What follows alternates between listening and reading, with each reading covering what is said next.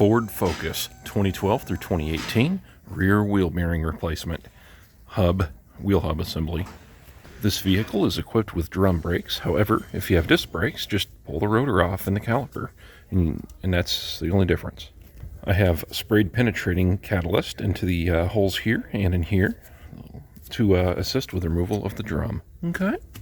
Here are some numbers for you. Here's the number for the rear hub, and here's the hub bolts. All right, and here's what they look like out of the box, unwrapped and naked. Okay. I believe there may be some differences in the part numbers if you have like the automatic parking system, something like that, but just check Rock Auto and get the right number if you're not sure.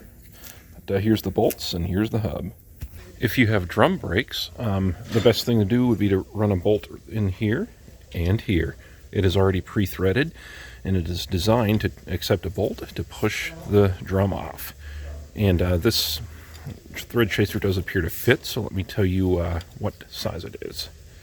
M8 by 125. You can get a bolt in here and here, and it'll pull a drum off. Little by little, back and forth. There it comes. All right. All right, so if you got drum brakes, this is as far as you need to go on this side of it. And once again, if I haven't said it enough, if you've got disc brakes, just get the rotor off, and then let's go to the back here. All right, coming to the back here. Let me see if I can show you this without my flashlight. Okay. So straight in the middle of the camera is a connector that goes onto the back of the hub. So I'm going to squeeze the tab and pop the connector off. Don't worry, I'm going to get my flashlight in here in a second to show you the hub bolts, unless... No, you can see them. Anyway, this is the connector I just disconnected. That's where it connects. You see that on the end of the hub? And here's what it looks like. And this is the lever you hold down to release it, right on my thumb. Push that down and pull back. You might need to push in a little bit and jiggle it to break the bond, but yeah. Now we're down to these 4 mounting bolts. And once again, I'll show you a better angle here. They're inverted Torx. You see that in the straight in the middle of the camera. There's 1, 2, 3, and 4. Once again, this is what they look like. So you can take your new bolts and find one that find a socket that fits. Okay. If I said that they're inverted Torx, I'm wrong. They're inverted Torx Plus. See?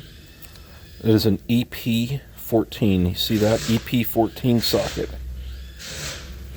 Here's what I'm going to use to get the bolts loose here. It's a 6-inch extension, a wobble 3/8, and the EP14.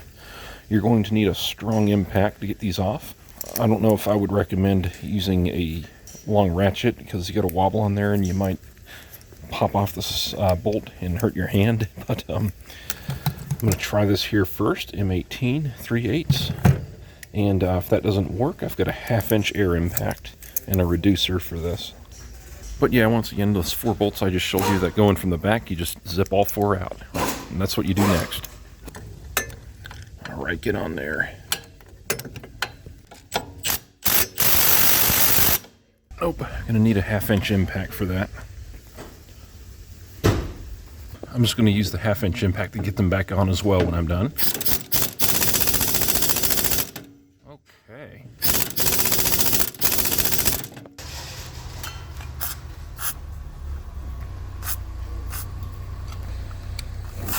Don't get any on the brake shoes or pads. Let's try this thing out here.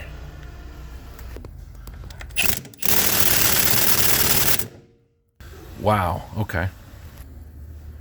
Time for round 3 here. Okay, I just broke them all loose off camera here. This did the trick. It's a big pry bar, or a big breaker bar. Now, if that doesn't get it loose, the next step would be oxyacetylene on those bolts right there.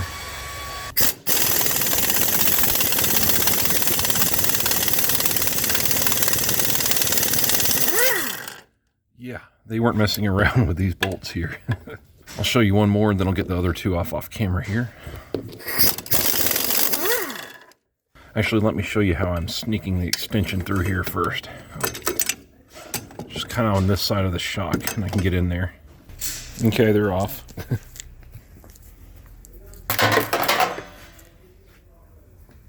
Alright, so at this point, if you're just doing this in a driveway at home, you can get a sledgehammer and carefully hit the hub and try to knock it off.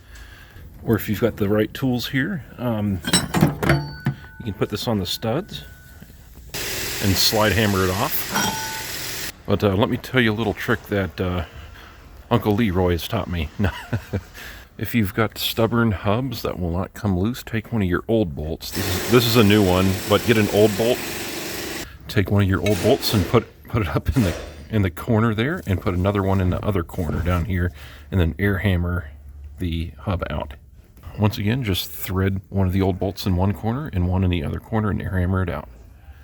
And that'll pop the hub out, but save that for a last resort since there's not really good access back there.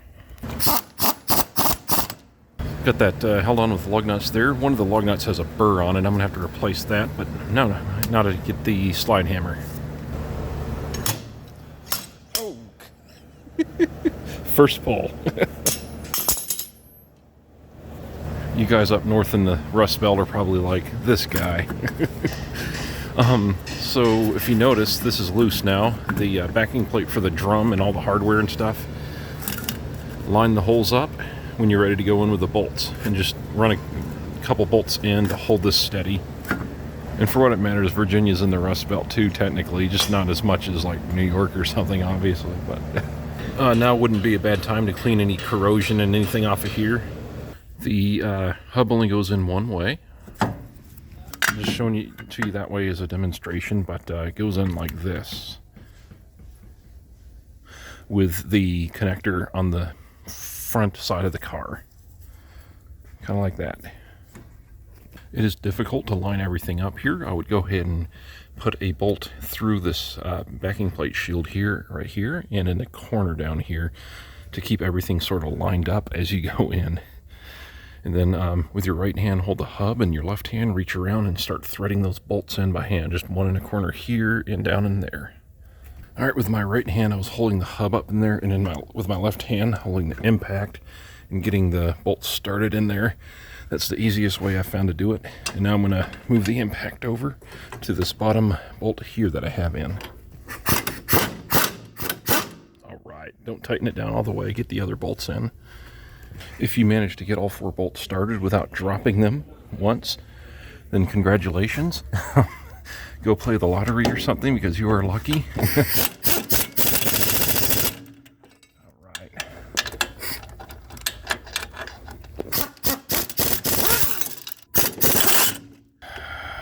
All right. I need to stop holding the camera for a second so I can apply inward pressure. All right. Anyway, sorry about that. That was a little bit unprofessional there. All right. So my finger's on the connector there. You see the 2 tangs that are shown in the front. That is where the release goes.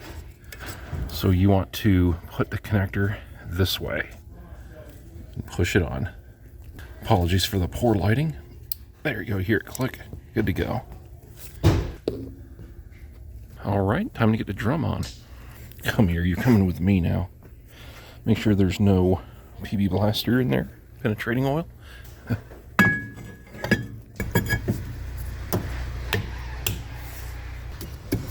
All right, it's all the way on now. Honestly, I mean, go ahead and just get your wheel on and you're good to go now. If you have disc brakes, just pump the brake pedal before you go in case you need to push the piston back out. But that's it. There's the old one. I'm going to sit you down here and show you the old one.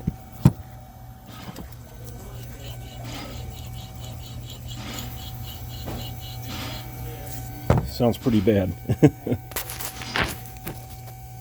All right, well that does it, guys. That's how you replace a rear wheel hub on a Ford Focus 2012 through 2018. I sure do hope this gets you pointed in the right direction. Thank you so much for watching. I have a lot more videos on fixing up a Ford Focus, including the transmission. Lots of those. Have a great day. Bye-bye.